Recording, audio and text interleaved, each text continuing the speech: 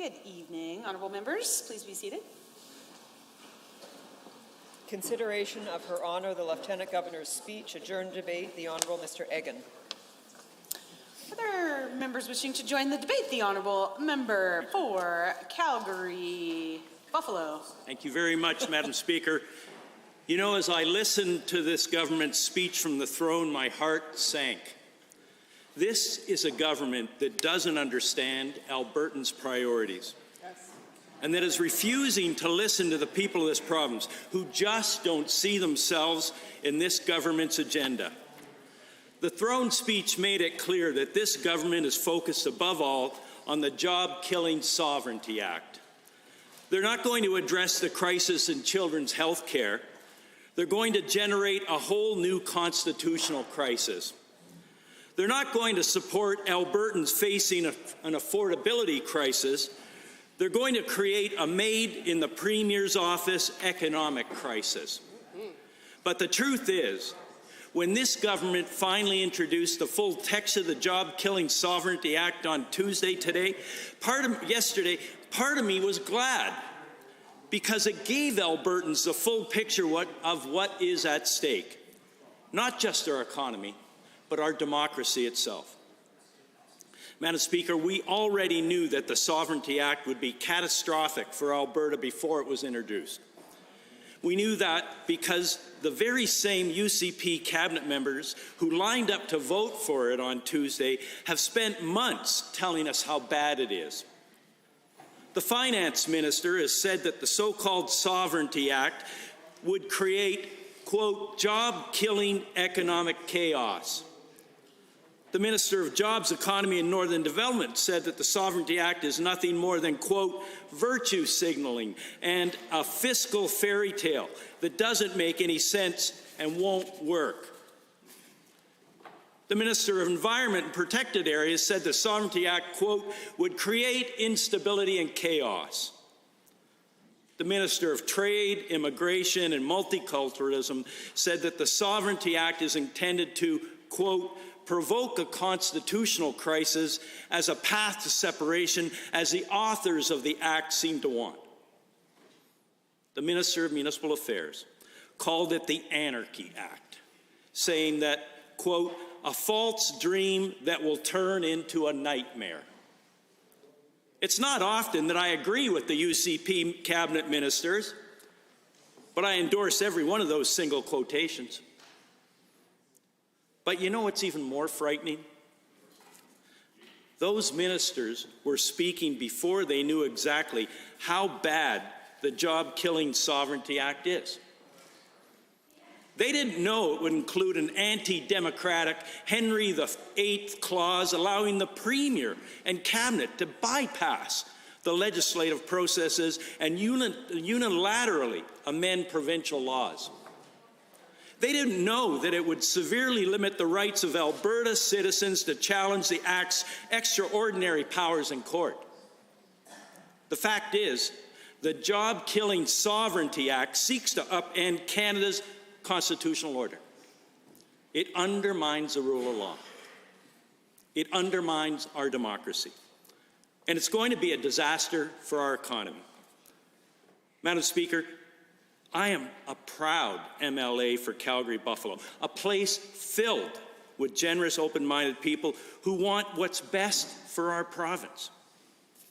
Calgary is the engine of Alberta's economy.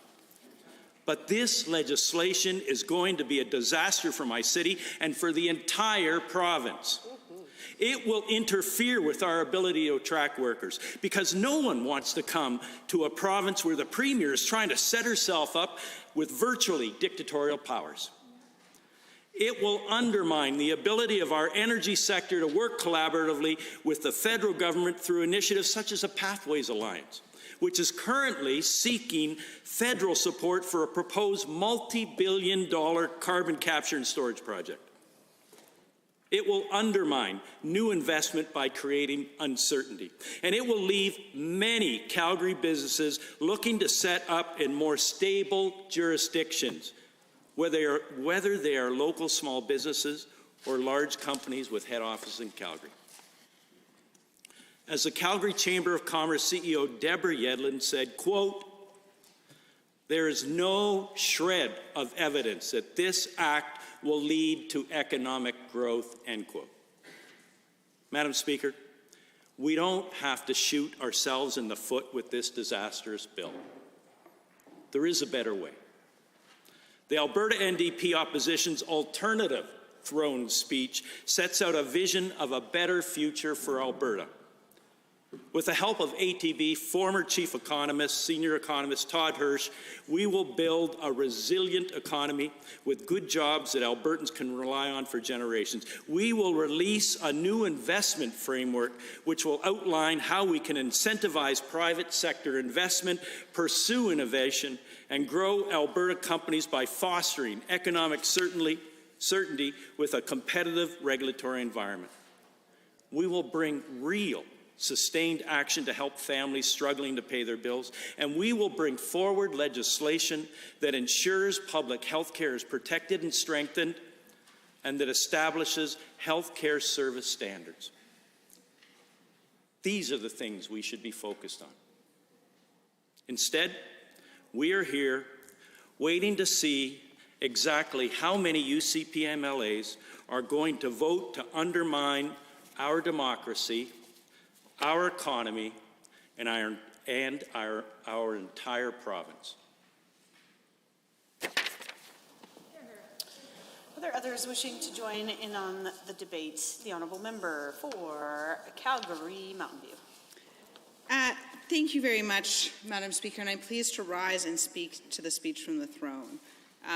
I think this speech from the throne is in some ways emblematic of this government because it is nothing but a giant bait and switch. It's a speech that went on to talk about the things that are important to Albertans, to talk about health care, affordability, jobs, but then the very next thing this government did was turn around and introduce an act that will worsen the affordability crisis and destroy investment and jobs in this province. So, you know, the speech from the throne was filled with some pretty words, words that even acknowledged that the Constitution governs the division of power, not an act passed by this government. But in the very next breath, turns around and claims that they can create a constitutional shield. It's a speech from the throne, I think, that was intended to placate Albertans. And, Madam Speaker, I think that that is the worst thing this government could be doing, because Albertans need real help. They need a government that is focused on solving the problem, not pretending to solve the problem or pretending that there is no problem. This is a government that, you know, claims to care about health care, but picked fights with doctors, picked fights with nurses, drove the healthcare system to the brink of collapse repeatedly. We have a premier who has mused about bringing in healthcare spending accounts that maybe pay for other things, but maybe pay for your doctor. She's been back and forth and all over the map, won't give a clear message. And it's incredibly concerning because Albertans deserve to know that those services will be there for them. I am a parent of a child, Madam Speaker, as I know you are a parent as well, and I speak to other parents, and people are worried. They are worried that their children will get sick and that they will spend hours waiting outside a hospital to get triaged because of the actions of this government. And this government, rather than being laser focused on solving that problem, on fixing the crisis in hospitals, on giving the people of this province confidence that if their children get sick, the healthcare system will be there for them, that they'll be able to go to the emergency room or call an ambulance or see their family doctor. This government is focused on bringing in an act that purports to do something which it cannot do, that is clearly unconstitutional and that will create mass uncertainty. So I think that that is an enormous problem. This is, you know, a government that came forward and talked about affordability. that pretends to be doing something about the crisis, but their measures are entirely short-term and temporary fixes. We see no attempt to solve the larger problem, which is that inflation is high and wages aren't keeping pace.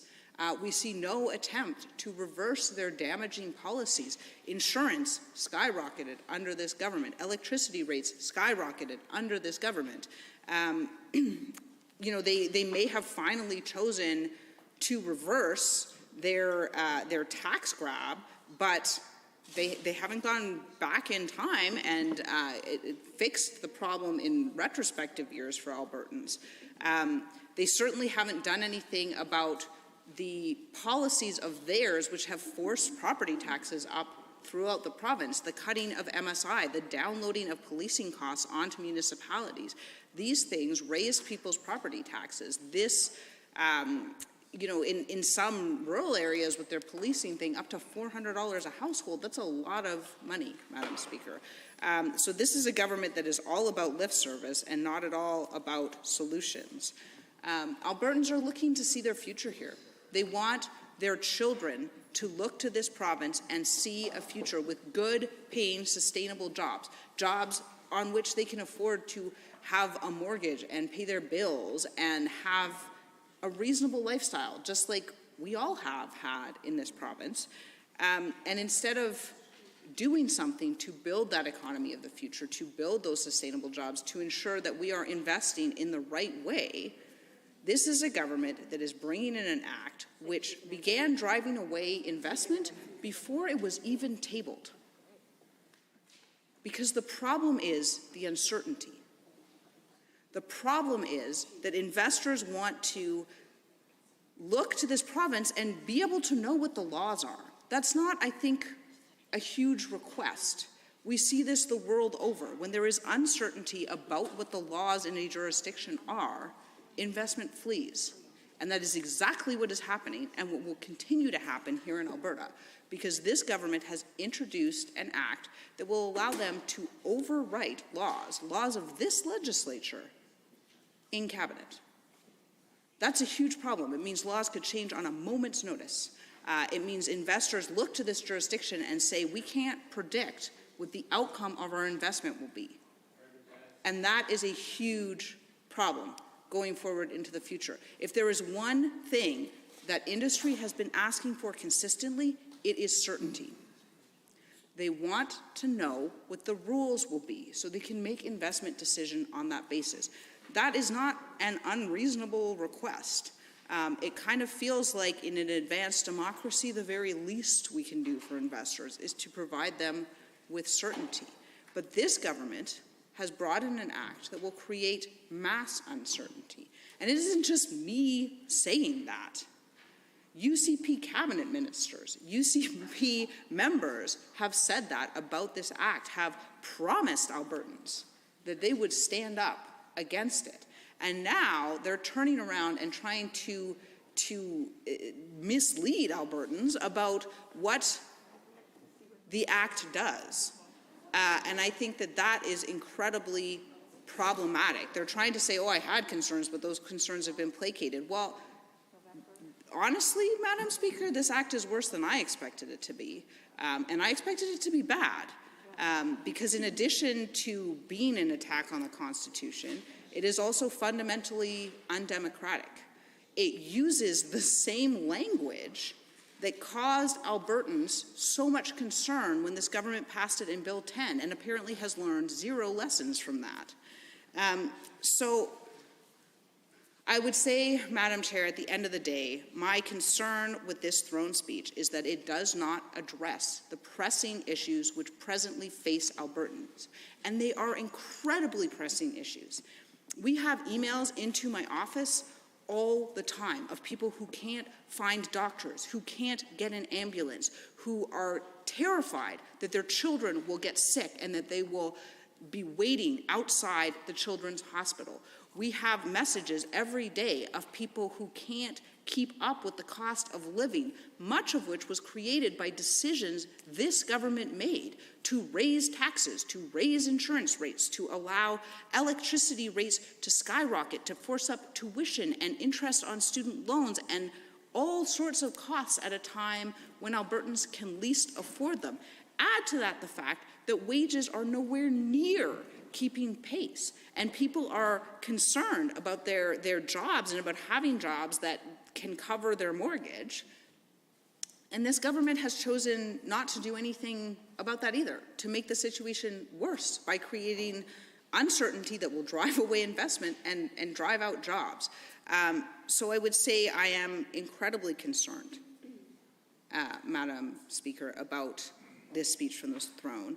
I would say it is an attempt to pay at best lip service to the real and pressing and urgent concerns of the people in this province, people that every single one of us in this room was sent here to serve. And I would urge the members opposite to consider that solemn duty that has been placed in us and take some real action on the real problems that face their constituents. Thank you.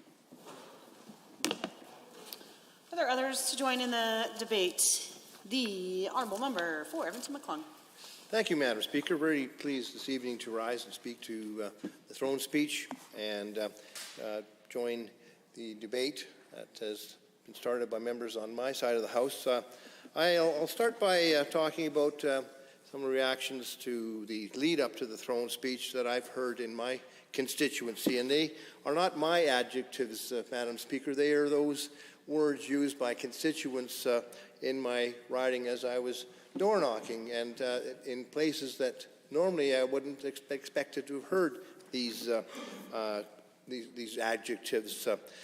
Words like nuts, crackers, wacko, dangerous.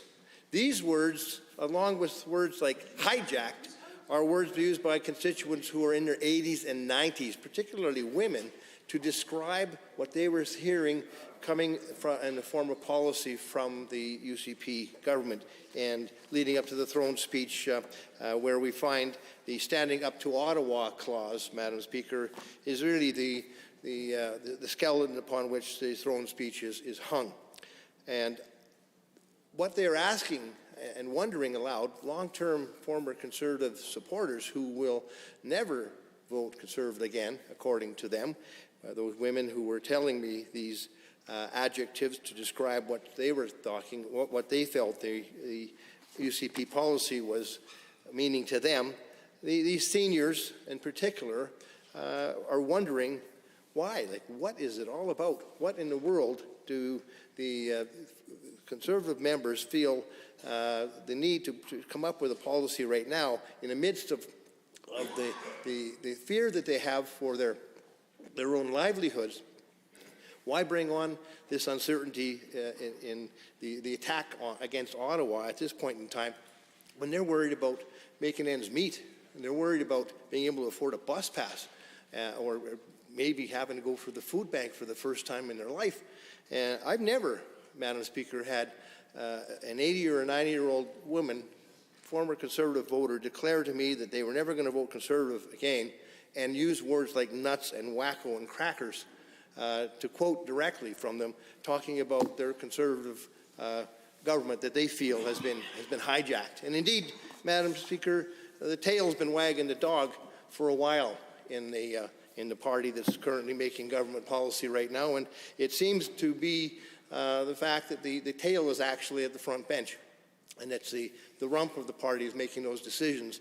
And indeed, there seems to be some truth to the word hijacked in the words of the constituents I'm talking to in terms of who's actually in control of policy making in the party.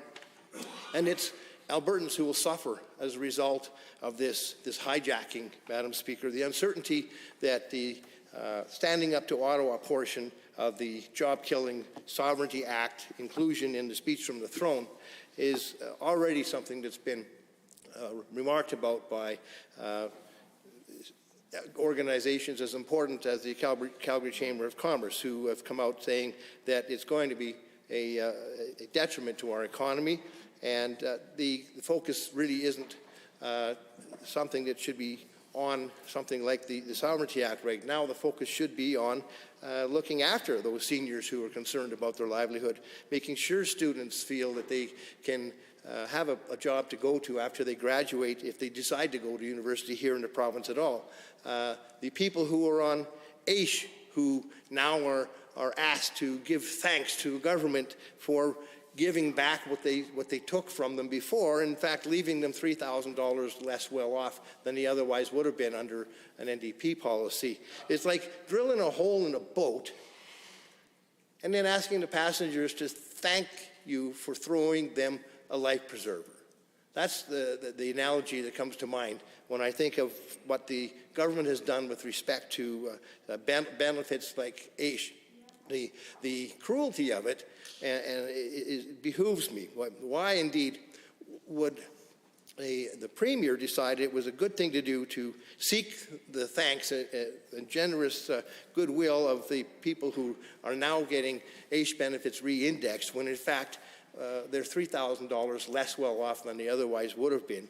I can think of some choice words that those constituents might use at the doorsteps regarding the government policy and the Sovereignty Act that's going to kill jobs because of the uncertainty it creates in this province. But why now? What for is the big question I'm hearing at the doors. Standing up to Ottawa, sure. Protect your interests, sure.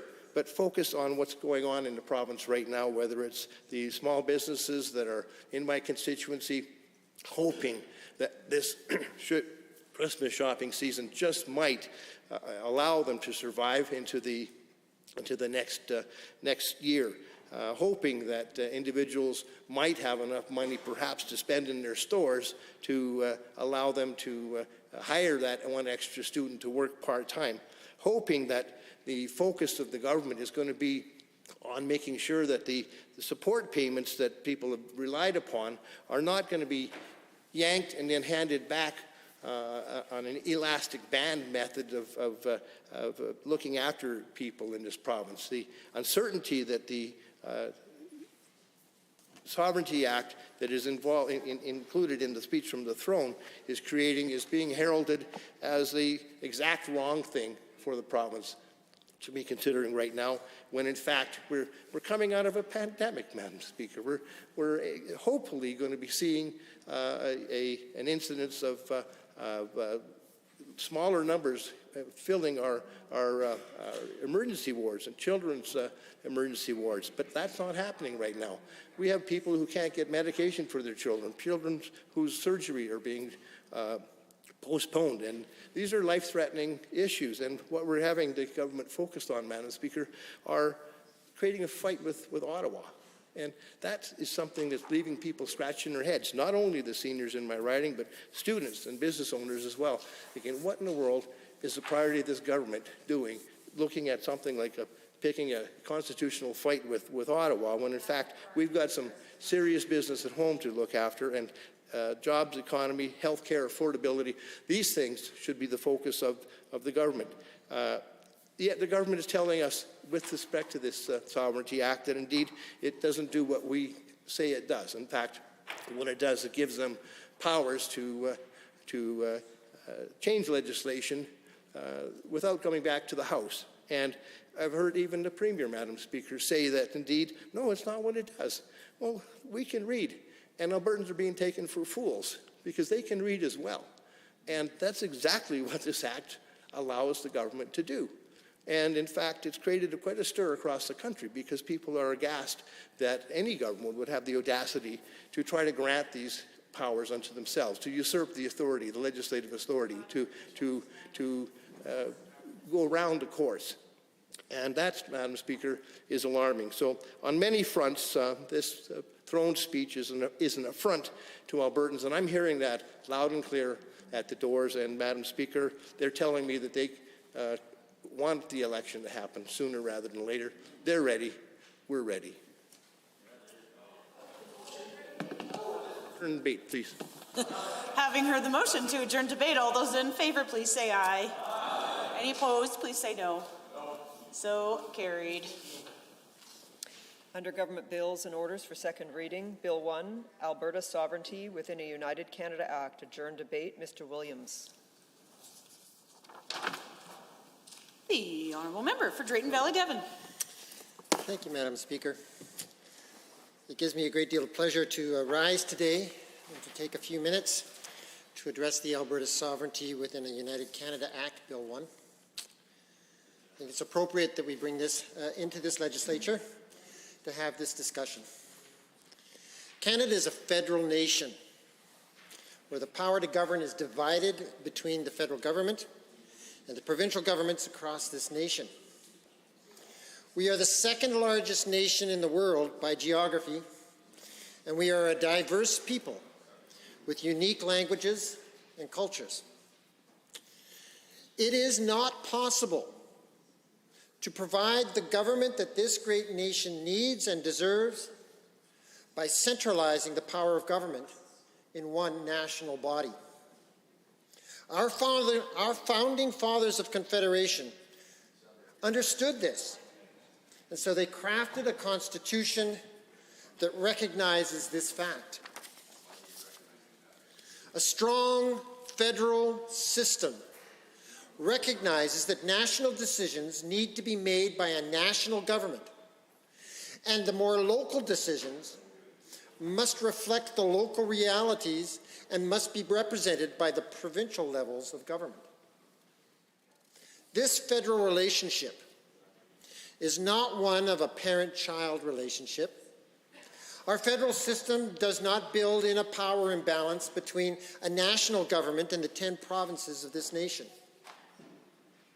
The federal national government and the provinces are partners, having been given different responsibilities and different capacities to make law in the governing of our great nation.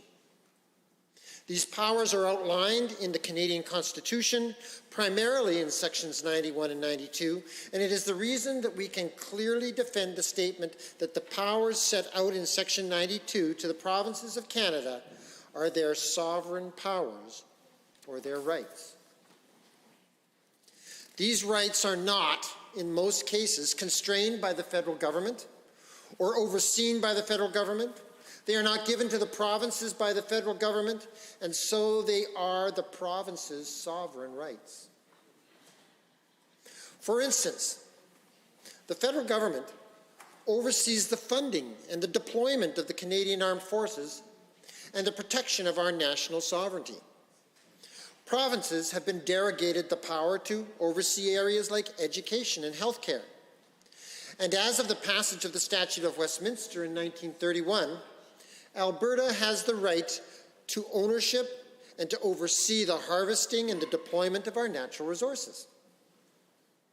Albertans have a long and, at times, admittedly, acrimonious relationship with the federal government. When the federal government attempts to interfere in our provincial rights and that are clearly outlined and defined in the Canadian Constitution. The Alberta Sovereignty within a United Canada Act has been drafted, and should it be passed, will firstly protect Albertans from federal legislation or policies that are unconstitutional or harmful to our province, to our people, or to our economic prosperity. It will enforce the Canadian Constitution's division of powers in recognition of both the federal and the provincial government's respective and exclusive and sovereign areas of constitutional jurisdiction. In other words, unlike what some people will argue, this legislation actually upholds the democratic institution of federalism in this nation. This will provide authority to the Cabinet, when authorized by this Legislative Assembly under the Act, to direct provincial entities to not enforce specific federal laws or policies with regard to provincial resources. It could create opportunities for building national awareness of federal intrusion into provincial areas that are the exclusive jurisdiction of this province. And it would shift the burden to the federal government to legally challenge Alberta's refusal to enforce unconstitutional or harmful federal laws or policies, instead of Alberta having to initiate legal challenges and waiting years for a decision, while those same federal laws or policies harm Albertans day in and day out.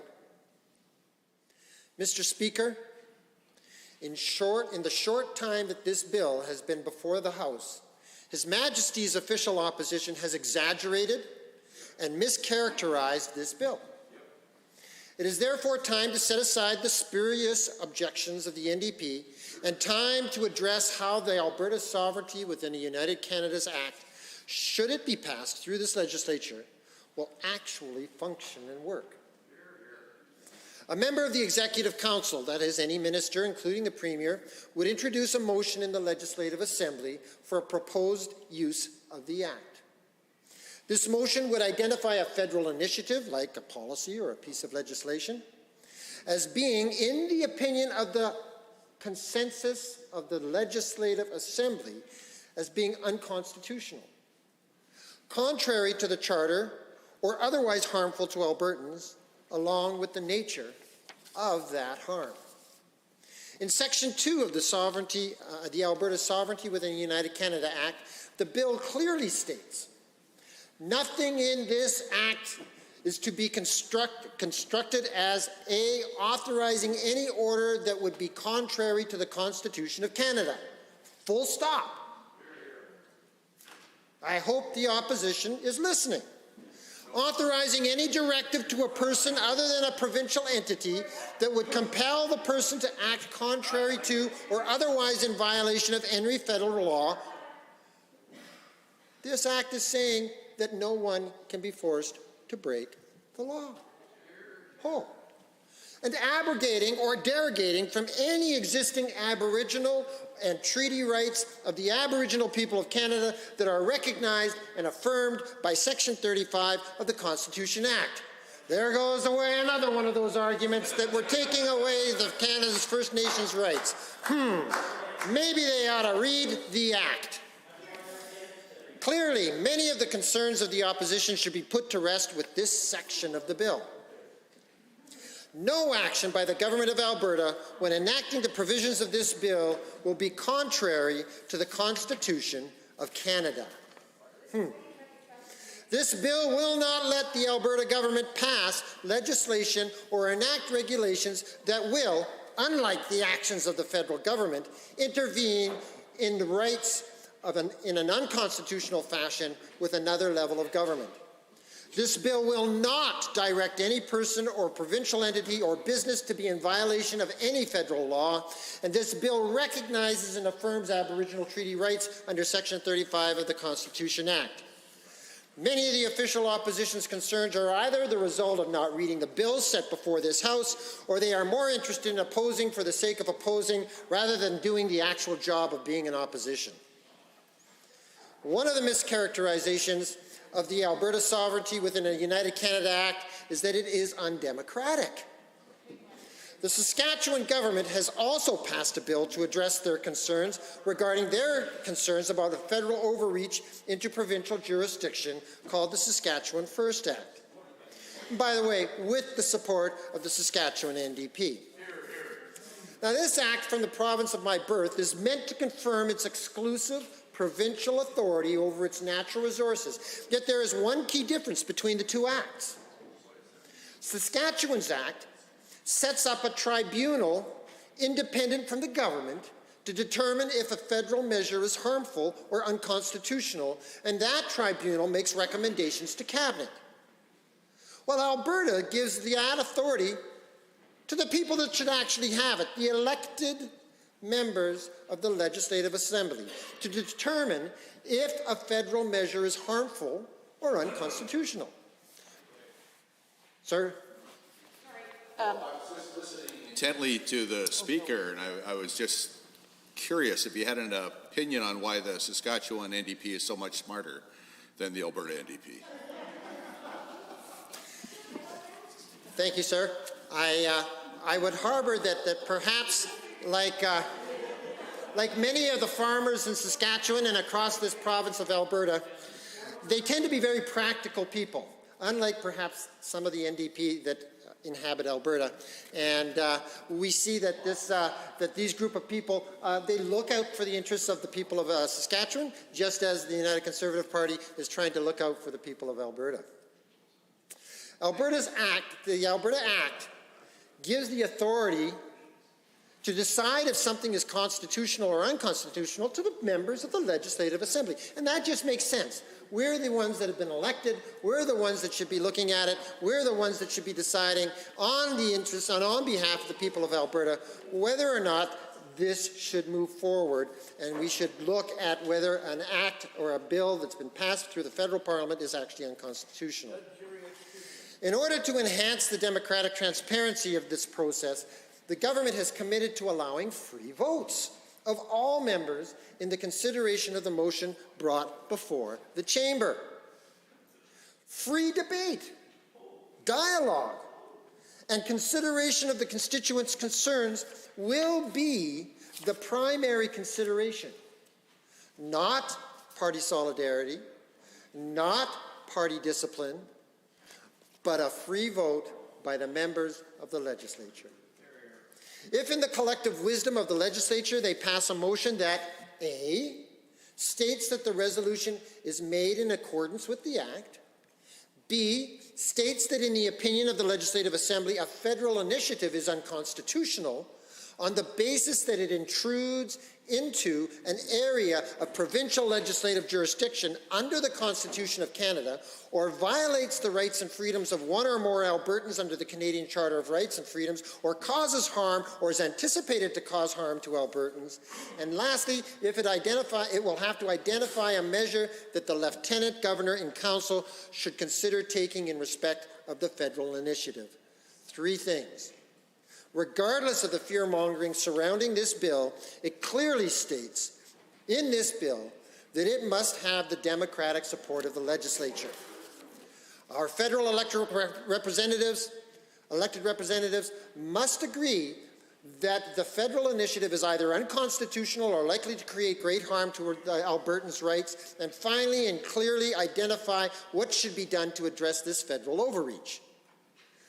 All duly passed by this legislature and constitutes the democratic will of the people of Alberta through their elected representatives. Mature democracies have a system of checks and balances, and the Alberta sovereignty within the United Canada ensures that this happens by building in a judicial review within 30 days after the date of the decision or act. While some will suggest that 30 days is not long enough, I would argue that it is long enough and quite possibly for a judicial challenge to move forward within this period of time. Mr. Speaker, to this point, I've only covered what a federal system of government is and what the Alberta Sovereignty within a United Canada Act will actually do and how it will actually function. There are so many historical examples that could be used to justify the passage of this act. But today, I'm only going to focus in on one example for why this act is so critical if the Albertans and Canadians are going to continue to live within a federal system of government. In its division of powers, Canada's Constitution does not assign the environment to either the federal parliament or to the provincial legislatures.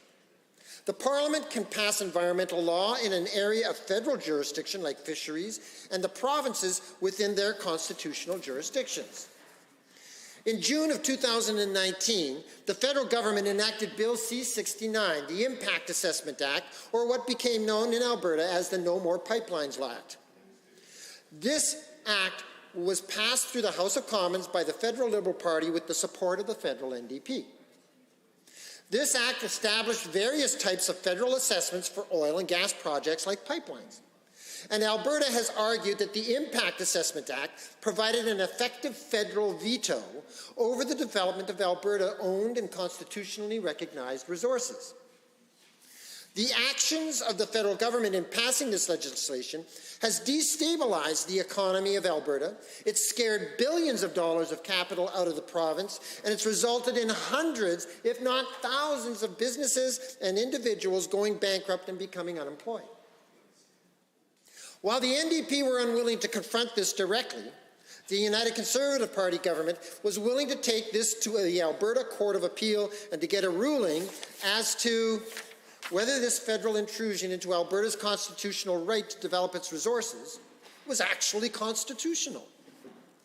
While the court was listening to the arguments and considering its ruling, Albertans suffered. While the court took many months, finally the Alberta Court of Appeal ruled on May the 11th, 2022. What did the Court of Appeal decide? One, they found that the IIA are to be a breathtaking, in their words, a breathtaking preemption of provincial legislative authority. I'm going to have to leave it. Are there others to join the debate? The honourable member for Calgary Mountain View. Thank you very much, Madam Speaker. The Sovereignty Act. There is no shred of evidence that this act will lead to economic growth. That's not me, it's Deborah Yedlin, the CEO of the Calgary Chamber of Commerce. She talked about how the details of this act have gone further than business even expected. So essentially the act is worse than people feared it would be. A ticking time bomb for the UCP's future. That's the Minister of Finance. It'll create constitutional and economic crisis that will hurt Alberta. That is the former Minister of Transportation and current Minister of? Doesn't matter. Okay. The Minister of Economic Development. It's counterproductive and harmful. I could go on. The CEO of the Calgary Chamber of Commerce referred to it as an act that would create transactional friction and cause companies to rethink their decisions to come to Alberta. She went on to say, for people wanting to come here and build a life in this province to take advantage of the opportunities that we have the views that are being presented right now are not necessarily supporting the attraction of talent that we need. The current Minister of Energy and current Minister of Environment, former Minister of Energy said, I can tell you for certain that the Sovereignty Act is not the solution. The Sovereignty Act will create instability and chaos. This act is incredibly damaging. Madam Speaker, what investment needs is to know what the rules are. People who are making investment decisions, particularly large investment decisions, particularly in projects like carbon capture and storage, which are essential to the economic future of our province, look at those investment decisions very seriously. They look to the jurisdiction they are about to invest in, and do you know what one of the first things they look at is? Whether or not the rules will continue to be the rules into the future. Whether or not they can have certainty that the rules under which they make their investment decisions will continue to be the rules that govern that decision while the investment is recouped and begins producing revenues. That is absolutely essential. We saw it when Quebec threatened to leave the country. We have seen it in other nations that have had legal and political uncertainty. Investment flees. It is a consistent and well-documented, and I will cede the floor. Thank you very much to my colleague, because we're using some very strong language right now about the chilling effect on investment for a bill that was introduced yesterday. And I know that this is because that chilling effect on investment has been in place and working for many, many months as this bill was debated throughout the UCP leadership race. And that chilling effect, what we're hearing from chambers of commerce, from the energy industry, from business and investors, was one of the key reasons why the official opposition caucus decided to not just oppose Bill 1 at first reading, but cause a standing division to make clear our objection to this piece of legislation, which is already damaging the Alberta economy. And I wondered if my honourable colleague would be able to speak a little bit to what we are hearing from business, not just since the bill has been introduced, but has already been in place for the last several months. Yes, and thank you very much to my honourable colleague for the question. The bill has started having an effect already. That is what we are hearing from people in the business sector, from people in the oil and gas sector, is that the impact on investment was being felt before the bill was even introduced. Now, that may seem odd, but again, the problem, Madam Speaker, is the destabilizing effect. And it has that destabilizing effect regardless of what the actual impacts are. So bringing forward a bill on behalf of the government that is essentially intended to allow the government to overwrite different jurisdictions and different legislation is incredibly problematic. It gives people uncertainty as to what the rules are. And the truth is that with respect to this bill, with respect to the Sovereignty Act, it was never, under any circumstances, able to do what the government claimed it would do. The division of powers is set out in the Constitution. They can pass whatever act they want on the government side, and it won't change that fact. The division of powers is set out in the Constitution. Acts that federal and provincial governments undertake are illegal or they are not. What the Sovereignty Act does do is create mass uncertainty. It means that people invest and then someone can challenge the law or the government can attempt to overwrite the law and they have to sue and they are tied up in court for years. I don't know, Madam Speaker, if you've ever been involved in a legal action, but especially in large commercial actions, they can take years to make their way through the court system. And in the interim, that money that has been invested is not generating a return. So why would anyone ever choose to invest their money where it could be tied up in years of legal action, having no returns, while we try to sort out whether or not the government can overwrite the Constitution? They can't. That will be the answer. But that doesn't mean that it won't take an incredibly long time for this to go through the system. So that's where I'd like to begin. I'd like to also turn to the Act because, fortunately, it's incredibly short. So I've had the opportunity to read it since it was introduced multiple times. It's true. So the substance of the Act is in Section 4. And what it allows the government to do is, and these are the operative words, so the Lieutenant Governor and Council, that's Cabinet, can suspend or modify the application or operation of all part of an enactment, or specify or set out provisions that apply in addition to or instead of provisions of any enactment. And an enactment is legislation. That means that Executive Council, i.e. Cabinet, is essentially deleting and rewriting legislation. That is pretty fundamentally anti-democratic.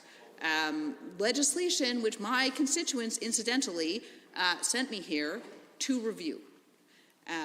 So I think that is incredibly concerning. Yeah, absolutely. Thank you, colleague.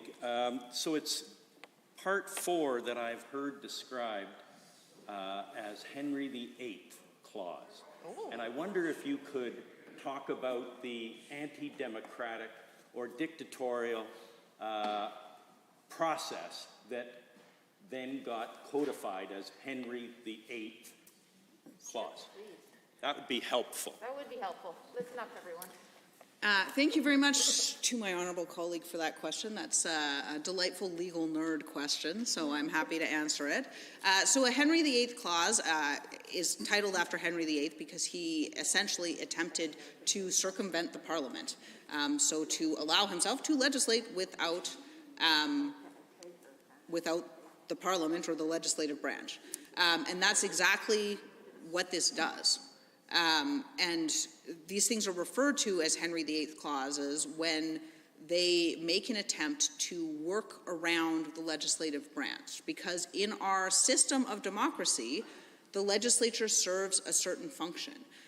Now, it happens to be the case that when you have a majority government, they can normally get their legislation passed. But I think the opposition still serves an incredibly important democratic function, regardless of who sits in opposition, because they do several things. They can propose amendments. Maybe those amendments get voted down.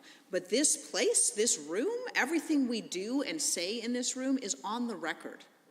And what that means is that the citizens of this province who are governed by those laws can listen to what we say. They can read what we say. The media can come in to this place. They can hear what we say and they can report on it. And that means that the public knows what's going on in here. The public does not know what's going on in cabinet. Those discussions occur behind closed doors. Even government private members aren't necessarily privy to the discussions that are occurring in that room, to the decisions that are being made in that room. So circumventing the legislature is incredibly problematic for democracy, because it means that laws are becoming laws before the public has had a chance to see them. The thing about the legislative branch is that it takes a while to legislate. It takes a while for acts to pass through this House. And the importance of that isn't what we all in here get to say about the acts. It's that that information gets to the public. People in the public who understand the area of law, who will be governed by these laws, have the opportunity to stand up and object and say, you know, that's not going to work for the following reason. They have the opportunity to bring their values and their expertise to bear, and to essentially shine sunlight on what's going on, and then other people can object. And that's how democracy is supposed to work at its core. So that's incredibly problematic. Now, as the member stated, in order for Cabinet, the Lieutenant Governor and Council, to have this power, we have to pass a motion in this House. But I think the important distinction here is that the motion doesn't say what the law that Cabinet ultimately writes is going to do. It's just a motion that says, we think what the federal government did was bad. That's what the substance of the motion is. So that doesn't tell the public what the law is going to say. That doesn't serve the same function that the legislative branch is supposed to serve. The motion is not what my constituents sent me here to debate. My constituents did not send me here to bless a motion that says we don't like some law of the federal government's, and then have that law rewritten behind closed doors in the privacy of a cabinet room. That is not how democracy is intended to work, and it is fundamentally anti-democratic. Thank you to my colleague. In the debate on Bill 1, there seems to be an argument between the government and all experts and the opposition around what needs to happen in the legislature in order to enable these things to happen. And one of my main concerns is the fact that it will take only a motion passed by the majority here to enable changing of legislation. Right now, when we make laws, as we are doing with the debate of Bill 1, bills become introduced, they are debated at multiple stages, there is a committee of the whole process, there is transparency, and we are all involved in that. And it's a lot of work, but a single government motion to then kick off a cabinet making changes to laws is a completely different thing. And I don't think we're talking about apples to apples. We're talking about something else entirely, and saying that the motion is sufficient strikes me as ridiculous. Does the legislation, I asked my colleague, define how the motion needs to read?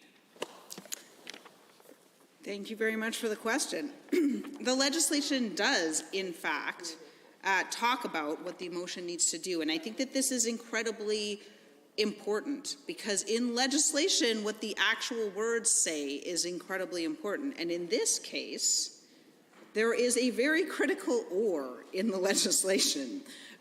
So it talks about the Assembly approving a resolution.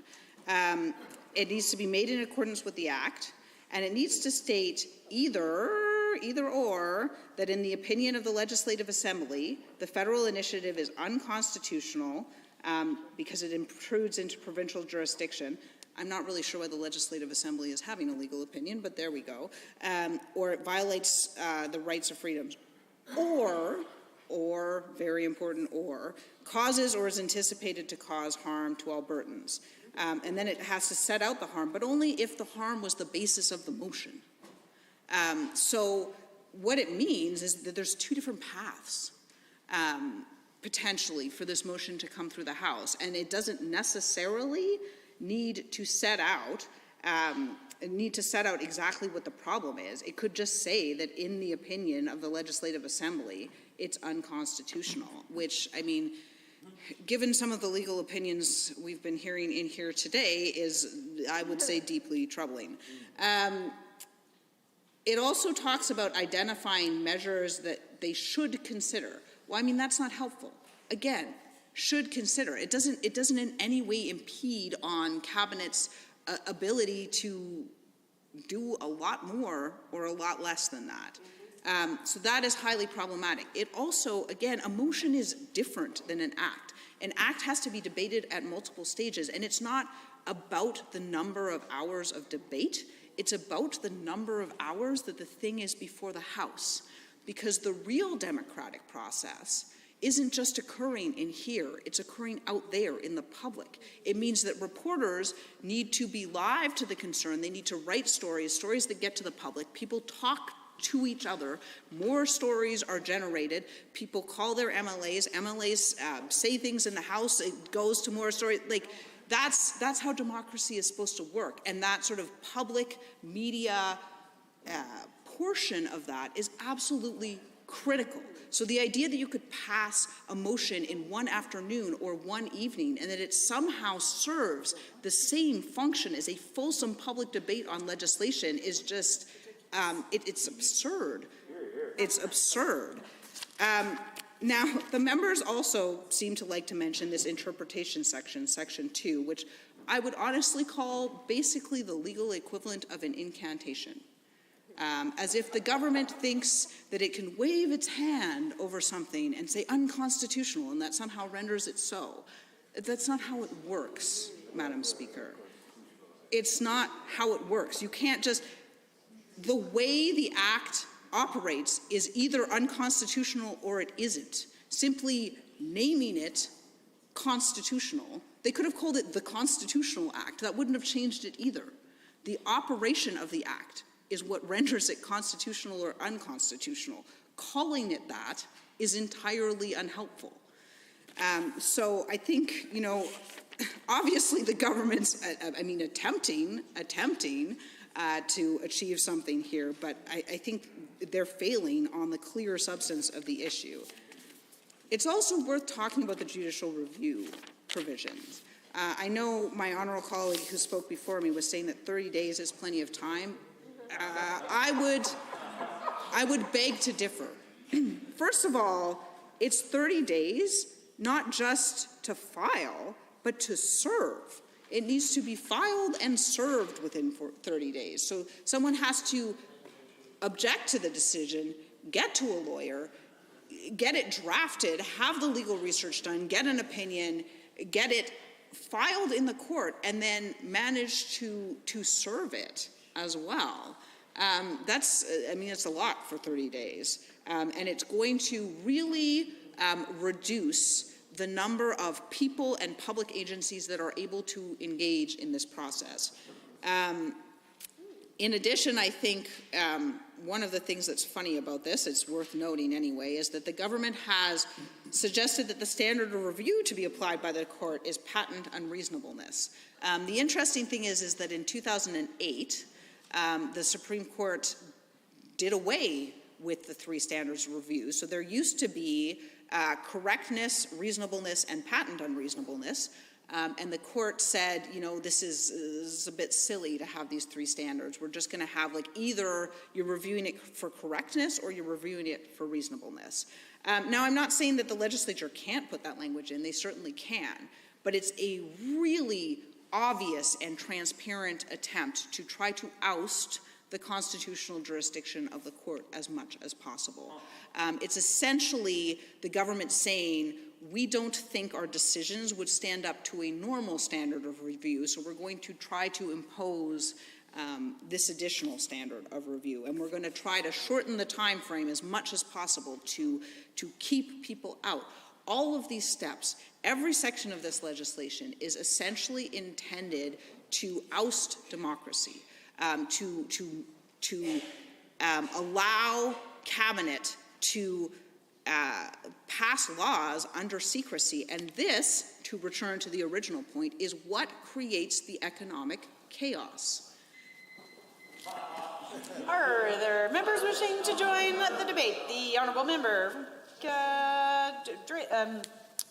Athabasca, Barhead, Westlock. Yeah, thank you, Madam Speaker. And Madam Speaker, it is an honor for me to rise to speak to Bill 1, the Alberta Sovereignty within a United Canada Act. This bill will be one of the most important put forth by this government, and I am proud to speak and be a part of its review in this House. To start with, I would like to read the preambles to give a sense of the purpose of the bill and the reasons for introducing this act. So the preamble states, whereas Albertans possess a unique culture and shared identity within Canada, I would agree, and whereas it is the role of the Legislative Assembly of Alberta and the Government of Alberta to preserve and promote this unique culture and shared identity, and whereas the Constitution Act 1867, the Constitution Act 1930, and the Constitution Act 1982 are foundational documents that establish the rights and freedoms of Albertans and the relationship between the provincial and federal orders of government, including the division of legislative powers between them. And whereas the province of Alberta is granted rights and powers under the Constitution Act 1867, the Constitution Act 1930, and the Constitution Act 1982, and is not subordinate to the Government of Canada. And whereas actions taken by the Parliament of Canada and the Government of Canada have infringed on these sovereign provincial rights and powers with increasing frequency and have unfairly prejudiced Albertans. And whereas actions taken by the Parliament of Canada and the Government of Canada have infringed on the rights and freedoms of Albertans enshrined in the Canadian Charter of Rights and Freedoms in an unjustified and unconstitutional manner. And whereas the people of Alberta expect the Parliament of Canada and the Government of Canada to respect the Constitution Act 1867, the Constitution Act 1930, and the Constitution Act 1982 as the governing documents of the relationship between Canada and Alberta, and to abide by the division of powers and other provisions set out in these documents. And whereas the people of Alberta expect the Parliament of Canada and the Government of Canada to respect the rights and freedoms of Albertans enshrined in the Canadian Charter of Rights and Freedoms, and whereas it is necessary and appropriate for the Legislative Assembly of Alberta to set out measures that the Lieutenant Governor in Council should consider taking in respect of actions of the Parliament of Canada and the Government of Canada that are unconstitutional or harmful to Albertans, and for members of the Legislative Assembly of Alberta to have a free vote on such measures according to their individual judgment. Now, Mr. Speaker, our government was elected to represent the interests and values of Albertans. However, when our government is prevented from exercising its full capacity to govern, it must take the necessary steps to regain its power. For too long, Alberta has been a victim of federal overreach within multiple areas of our jurisdiction. As a result, our economic development and our rights have been impeded by those at the federal level of government. This means that Albertans are being held back, which is something that pains me to see. The Sovereignty Act addresses this by providing a mechanism for our province to identify areas where the federal government has been reaching beyond its jurisdiction or significantly harming Albertans. From there, the House would debate resolutions and regain our rightful authority over the decision-making process. When our government has the ability to exercise itself fully, we have the ability to do what the good people of this province have entrusted us to do, and that's put Alberta first. Bill 1 allows us to fight back against unjustified mandates that rob our citizens of the right to choose their own path and follow the Alberta dream. As a Parliamentary Secretary for Agri-Food, and someone who has been heavily involved in the agricultural industry for my entire life, this bill restores my hope for the agricultural sector, a hope that has been threatened because of ill-informed and intrusive federal policy. For example, the federal government has recently vowed to reduce Canadian agriculture emissions by 30% by 2030, with no clear plan to get there. In 7 short years, they expect to reduce agricultural emissions by 30%. But, Mr. Speaker, to me, this is a clear display of their complete lack of understanding, and if I can be quite frank, the complete devaluation of Alberta's farming industry. Mr. Speaker, in the name of reducing GHG emissions by 0.045%, the federal government is supporting a project that will harm farmers and put Alberta's food supply at risk. The price of fertilizer has already gone up due to many factors. One of them is the increasing energy costs. Another is global instability and trade sanctions with Russia and the export curbs in China, 2 of the world's largest fertilizer exporters. But now farmers are being told that these necessary supplies are Trudeau's next target. Fertilizer use directly improves crop yield. We all know that. When agricultural production suffers, the price of food increases. This means that in addition to the financial difficulties facilitated by poor federal inflation policy and the rising cost of gas and energy, grocery bills will continue to rise. Once again, working Albertans will suffer the consequences of tone-deaf federal goals. Mr. Speaker, Albertans are exhausted from the constant war the federal government is waging on our pivotal industries. I am proud to be a part of a government that refuses to sit back and have our province's economy stripped away. That is why Bill 1 exists. It is not just farmers that the Alberta Sovereignty within a United Canada Act aims to protect. It is firearms owners. It is those who want to choose their own medical treatments. It is everyone affected by the stunting of Alberta's energy sectors, from business owners to the oil workers. It is all Albertans who are tired of being left behind, forgotten and disregarded until, of course, it is time for the federal government to come collect their taxes. Our government standing up for Alberta does not mean we are looking to cause major disruption. We will follow any Supreme Court rulings regarding our use of Bill 1, and it's important to note that this bill is designed to be used only when it is drastically necessary. Our provincial government is willing to work with the federal government wherever we can reasonably do so, and we have shown that through our cooperation over the years. However, when we are ordered to uphold laws and regulations that are unconstitutional or otherwise harmful, we cannot sit back at the mercy of any institution that violates the rights of our citizens. I also want to assure Albertans that this legislation is in no way meant to cause division between our provincial government and our federal counterparts. We are actually looking to unify, not divide. However, that can only be done when Alberta is respected as a partner and a major contributor to our country. And while it is unfortunate that we must take such measures to do so, we are justified in using this legislation to demand our rightful place in this confederation. Mr. Speaker, I am sure all members in this House are immensely proud to call Canada home. I wake up every day with gratitude for the opportunity to live, work, and be a part of history within this great country. In allowing our provincial government to act in accordance with our constitutional jurisdiction, this act will ease the clear tensions that have been caused by federal overreach.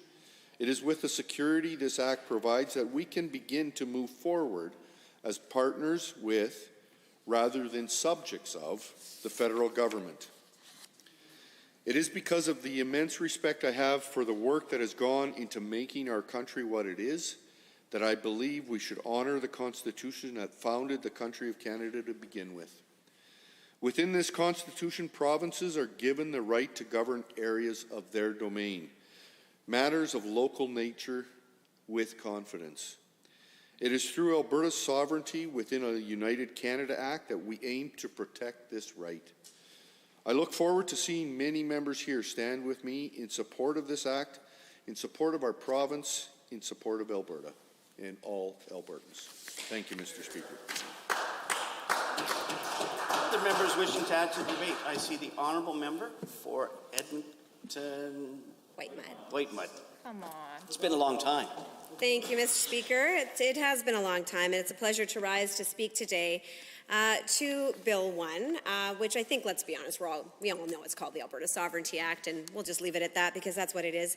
And so it's really, Mr. Speaker, I really struggle to know where to begin because there are so many fundamental flaws, not only with the bill itself, but actually with the nature of the debate that we are hearing in the legislature today. And if there is ever any proof or evidence needed as to why it is inappropriate for members of this legislative assembly to be the determining body of whether or not something is unconstitutional or not, it is just the quality of debate that we're hearing tonight from the UCP members that will confirm that, Mr. Speaker, because they clearly do not understand the Constitution, they do not understand the rule of law, they do not understand their role as legislators when it comes to enacting legislation and reviewing legislation. They do not understand the separation of powers between the executive, legislative, and judicial branches of our government.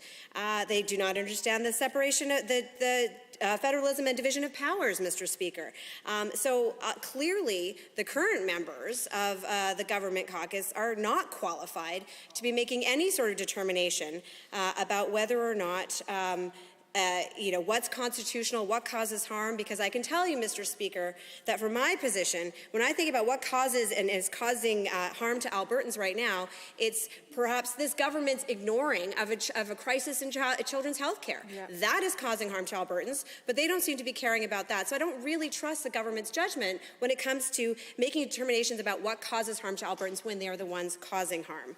So let's go back, because it's been very interesting to hear members of the government caucus pick and choose sort of the clauses of the bill that clearly they've been told to read out to show that this is a constitutional bill and it'll be fine and it's not so bad, without actually getting into the meat of the bill. Now, I know that not all members of the cabinet had actually even read the bill before they declared they were going to support it. We know that the Deputy Premier, Co-Deputy Premier, second to the right-hand man of the Premier. Not entirely sure what the member for Lethbridge East's current title is, but he acknowledged publicly that he had not even read the bill before he decided that he was in support of it. So to help him along and any other members of the UCP caucus that haven't taken the lengthy amount of time it takes to read 7 pages, Mr. Speaker, of their Government Bill 1, will help them out.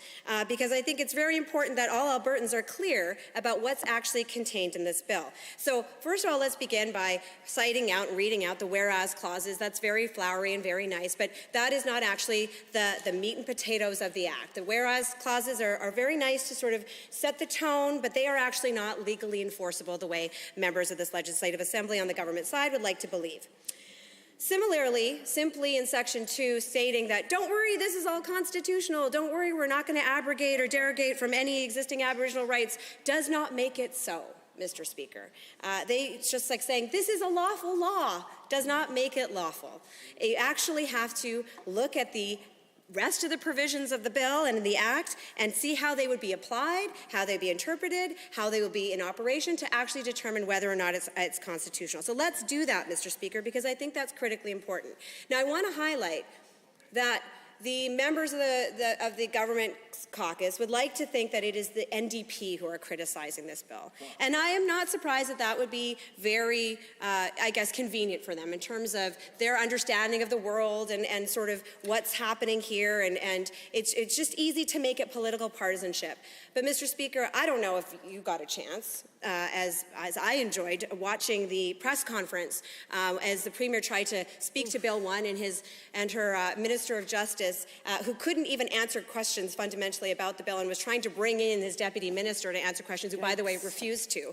But it was very clear that it was from the technical briefing and from everything we've heard since that the press, the media, political scientists, constitutional lawyers across this province, across this country, have been very clear that the intent of this act, the implications of this act, and actually how it will be operationalized is not only an affront to the Constitution, Mr. Speaker, but it's an affront to democracy and to the rule of law. So they can try to pin this on the opposition. I understand why it might be convenient for their little zone of echo chamber, Mr. Speaker, but the reality is Albertans, experts, constitutional lawyers across this country have noted there are significant problems with this bill, not just around the unconstitutionality. Yes, a giveaway. Thank you very much, colleague. And I just was going to suggest that, yes, there have been so many lawyers and analysts, reporters who have written stories and doing analysis on this bill. I was just looking at one titled Danielle Smith and the War Against Ottawa Measures Act that has nearly 9,000 comments, with the most liked comment being incredibly draconian attempt at a power grab from an embarrassing political party. And this is just one of hundreds of articles and commentary pieces that lawyers and many, many others are putting out there because of how badly this impacts Alberta's ability to go forward and to be seen as a great place to do business. It is putting a chill on investment, and people are watching very, very closely the debate that is happening here in this place and the concerns that are being raised. So I simply wanted to say that I think it's important to note that. Yeah. I want to thank you for adding to my comments to the member from Edmonton Mill Woods, because it's true. It is widespread concern and frankly, outrage, frankly, from Albertans and Canadians about the content of this bill. So what's important, Mr. Speaker, is I read the sort of tortured clarification or explanation that came out from the Premier today trying to clarify how this bill will work. But none of what was clarified is actually what's in the content of the bill. So let's be clear that the bill in Section 3 indicates that a motion may be brought forward by a cabinet member and that the Legislative Assembly may approve that motion. And contrary to what the member from Drayton Valley Devon said, it's not a unanimous motion that needs to be passed. It's merely by a majority. And then that the Legislative Assembly can simply pass a motion saying we believe something's unconstitutional or we believe it is, quote, causes or is anticipated to cause harm to Albertans. They just have to claim that they're making this motion under this act, and then they can, under subsection D, identify a measure or measures that the Lieutenant Governor and Council should consider taking in respect of the federal initiative. This is important, Mr. Speaker, because today we heard the Premier try to claim that in the motion, any amendments that would happen to an enactment, any changes, any suspensions, would be contained in the motion that is passed by the Legislative Assembly. And that is, frankly, Mr. Speaker, not what is in the bill. The bill actually frames it very clearly in subsection D that the motion that would be passed by the Legislative Assembly would be a recommendation. It would be something that they would identify a measure or measures, not specific legislative amendments to bills, a measure or measure that the Cabinet should consider. Consider means they can choose to do otherwise. It is a recommendation, and that is all. So this motion is not a substitute, Mr. Speaker, for the legislative process, which I would think all of the members in this House would have a vested interest in ensuring that we protect. And that process is, of course, apparently we need to remind the members on the government side of how legislation is passed, but it requires 3 readings. There's an opportunity for amendments at committee of the whole. There's the time that is spent and invested in making sure that all members have the opportunity to speak at length and at 3 different readings, Mr. Speaker, about the content of the bill. Mr. Speaker? Thank you. Thank you for that. I had to jump up because I had the honor of sitting in while the Premier spoke to this bill on first reading earlier, and I should have looked at Hansard, but I was actually paying fairly close attention, And she said something along the lines of being open to work with opposition and being open to discussion here in the chamber floor. And so, to your point, I'll be very curious because we've not heard, there are some lawyers on that side of the House as well, and we've not heard from them yet, not saying they won't join debate. I'm certain they will. I am actually quite curious to see if if the members on that side of the House will be open to discussion and to possible amendments from our side of the House, because as it seems so far, they're not. And in fact, from some of the comments we've heard tonight, they seem to be in denial of the substance of the bill.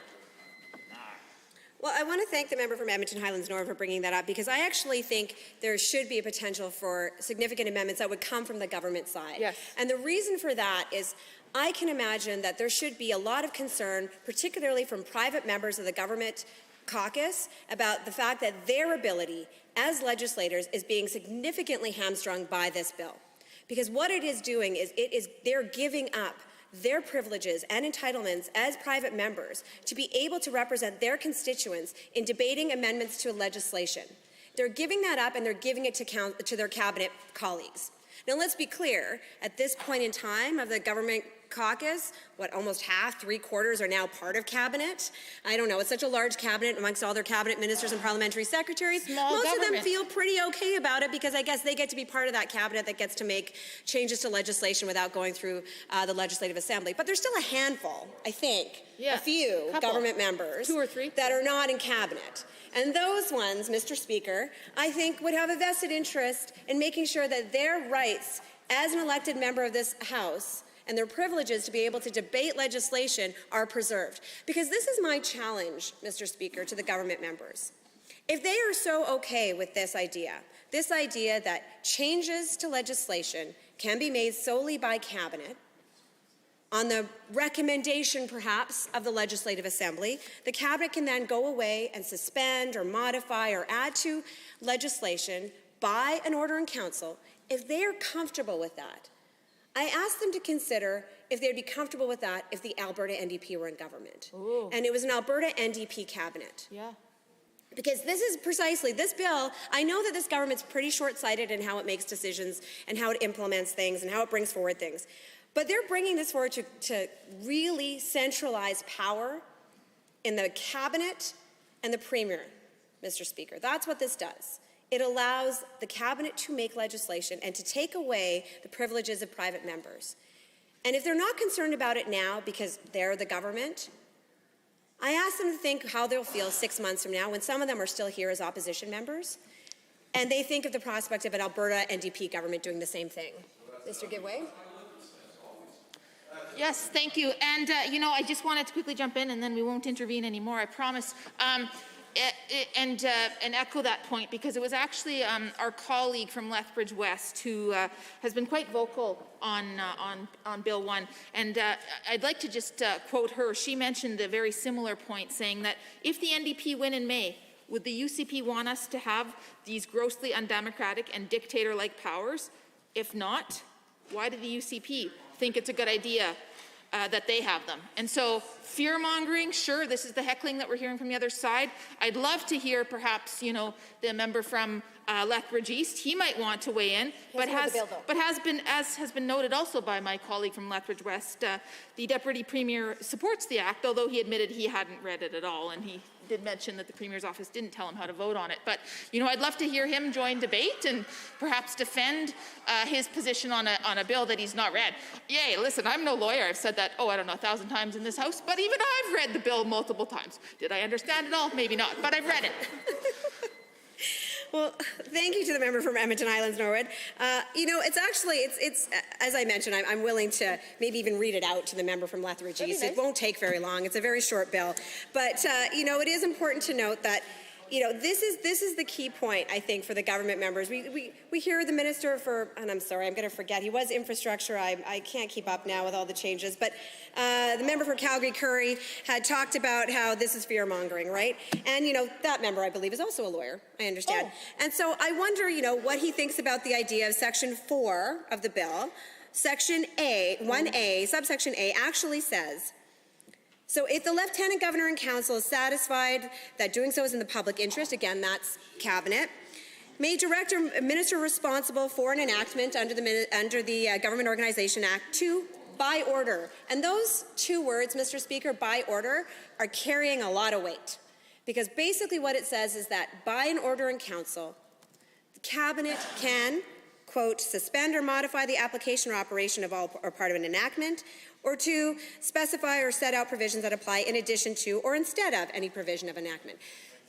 That basically means, Mr. Speaker, we've been through this as this legislature. This group of MLAs has been through this before, Mr. Speaker. This is the same language that appeared in the Public Health Act that granted emergency powers to Cabinet to change legislation. This is the same language of legislation that drew the outrage and ire, not only generally of Albertans, but particularly of members of the UCP party, Mr. Speaker. Members who are on the far right who said this is the centralization of too much power into Cabinet and into the Premier's hands. They were deeply concerned. In fact, I would have to look, and there's a whole slew of information I'd have to go through to dig up, but I'm sure that our Premier now had commented on the Public Health Act, and I'm sure she was outraged about that granting of emergency powers in the context of public health to Cabinet and the Premier, because it is so extraordinary to bypass the function of the Legislative Assembly. So those provisions, I don't need to remind this government about what happened when they tried to make those changes to the Public Health Act.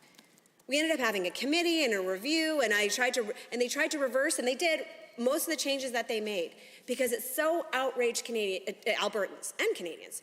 So when members now of this government caucus say that we are fear-mongering, this is the exact same language that caused them no end of grief. So you know what, Mr. Speaker, honestly, I sit here and I think, I don't want to convince these members to change their mind. They clearly haven't been convinced by the law, by their constituents, by the business community who's saying you're absolutely creating uncertainty. You're going to be creating economic chaos. You're going to drive away investors and development and growth. There's nothing in this act that's going to actually contribute to economic growth. They're not listening to that.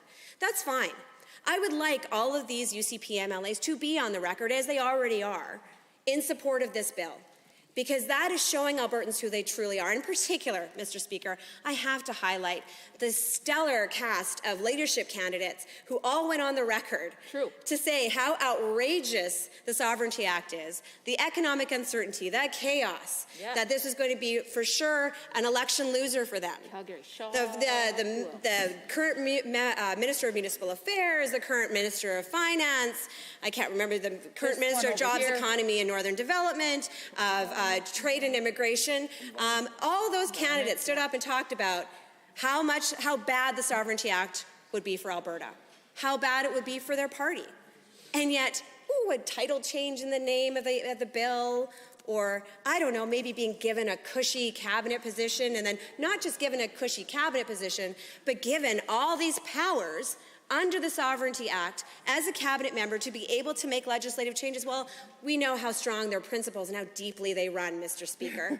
And now they're on record to show Albertans. Now, we've always, in the opposition, we've been pretty clear as to what we believed their values of this party is, which frankly has been really hard to follow. They don't seem to be guided by values, but by self-preservation.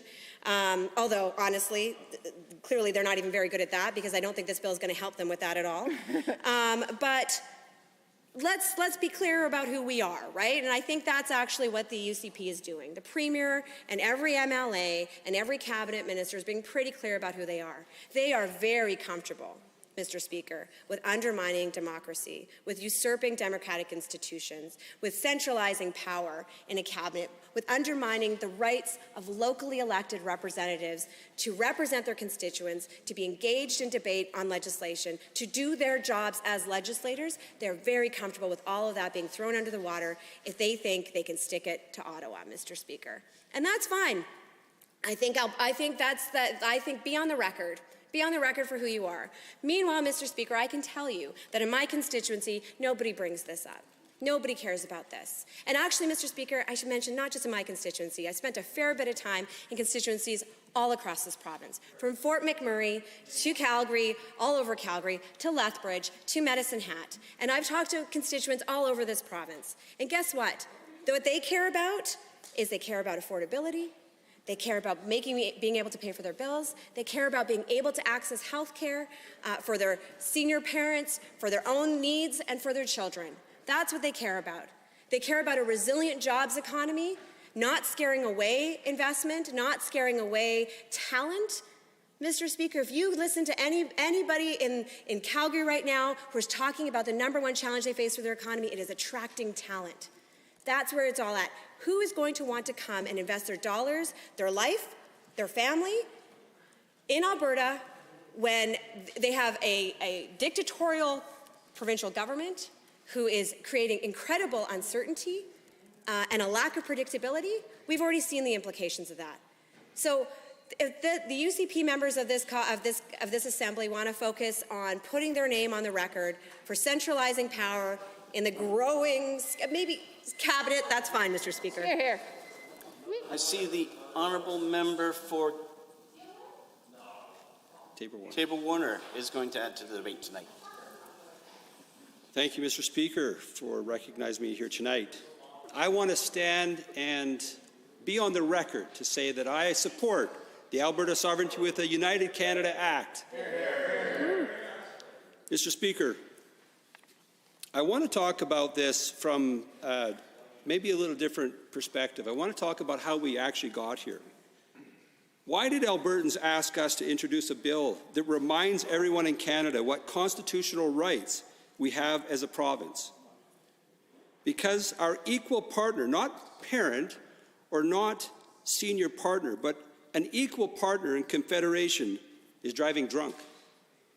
They just can't stay in their lane, Mr. Speaker. And this is the reason why this bill has come forward now.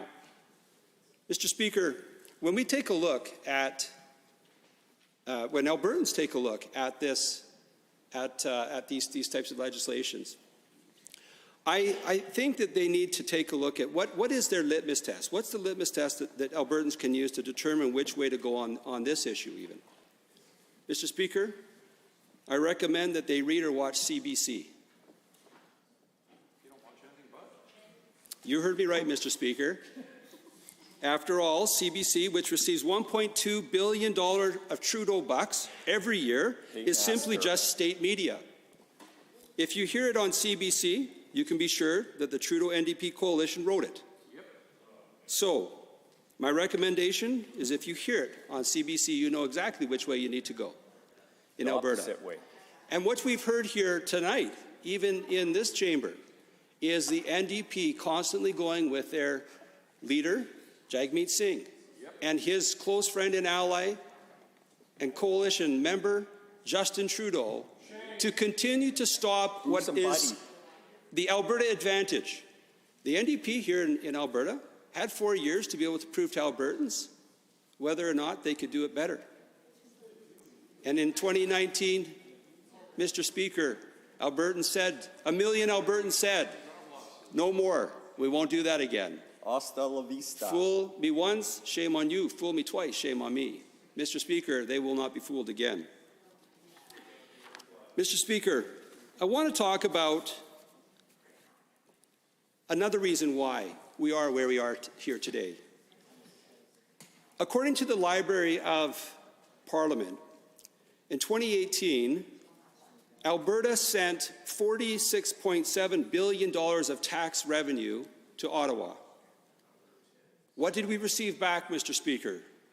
$29.5 billion in expenditures into Alberta. That comes in the health transfers, social transfers. But what's the difference, Mr. Speaker? $17.2 billion stayed in Ottawa. What did they do with it? Wasted it. Did they take that to make it a better Canada? Did they make it a better place? No, they used it to buy votes in Eastern Canada, Mr. Speaker. This is what's bothering Albertans and has been bothering Albertans for decades. This is the reason why we are here now talking about a piece of legislation that reminds Ottawa reminds Justin Trudeau and his close friend Jagmeet Singh BFF. that they need to stay in their own lane.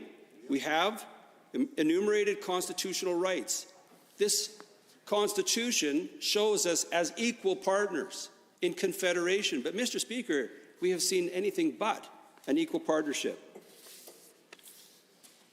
Now, in the 50s and 60s, in 1950s and 60s, I'll give you an example in terms of health spending.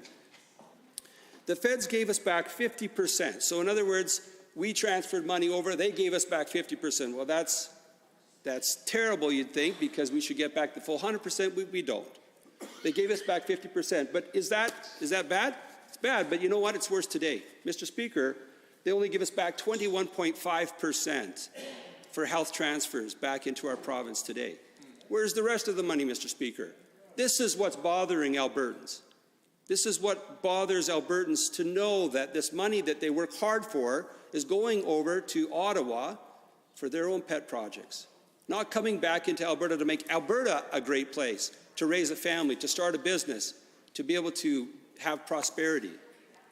Mr. Speaker, on this side of the House, the Conservatives will continue always to fight for prosperity of Albertans.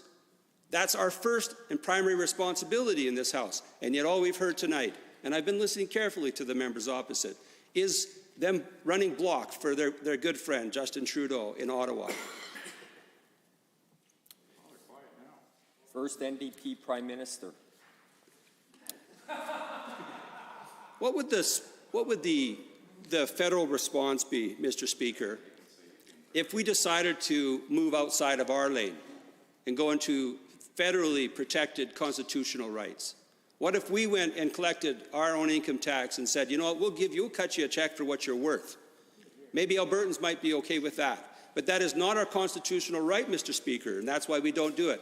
You have never heard arguments in this House or arguments in Alberta to go into federally protected constitutional territory.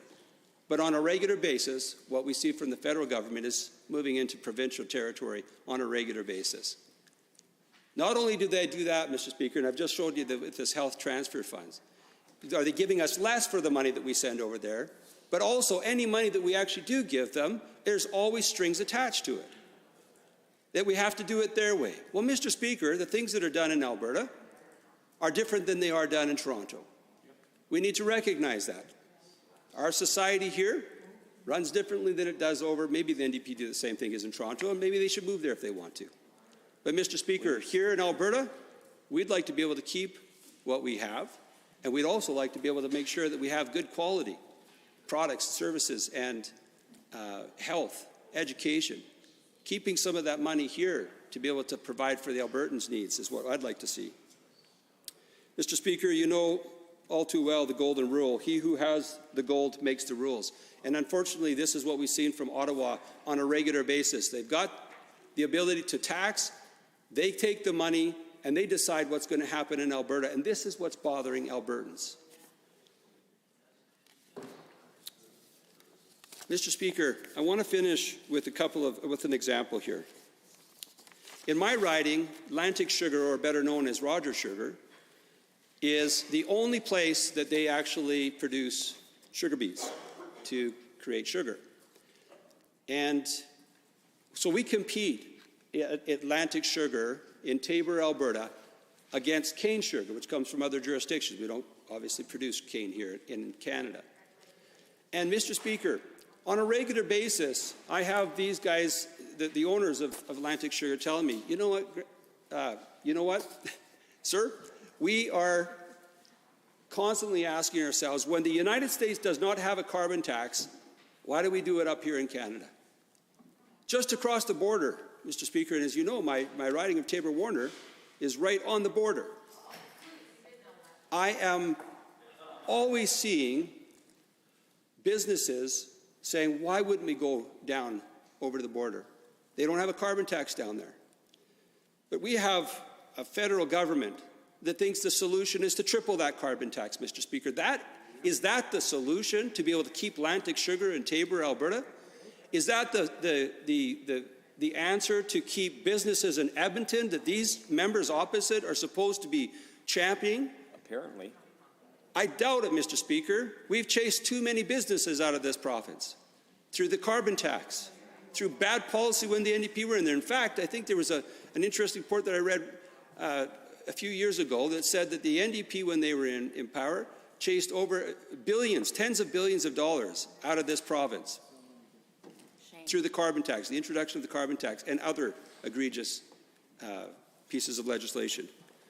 Yep. Mr. Speaker, it's rich to hear the members opposite lecturing us on a bill that's going to chase out businesses when they were in government for 4 years, they chased out tens of billions of dollars because of their poor business understanding. Horrible job. So, Mr. Speaker, Madam Speaker, I just want to finish by once again stating what I started with.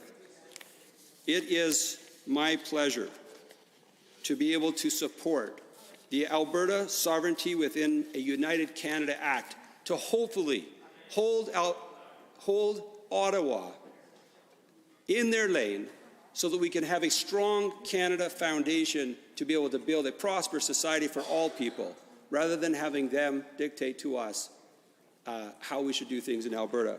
With that, Madam Speaker, I would like to move to adjourn debate. Hear, hear. Having heard the motion to adjourn debate, all those in favor, please say aye. Any opposed, please say no. So carried. The Honourable Government Whip.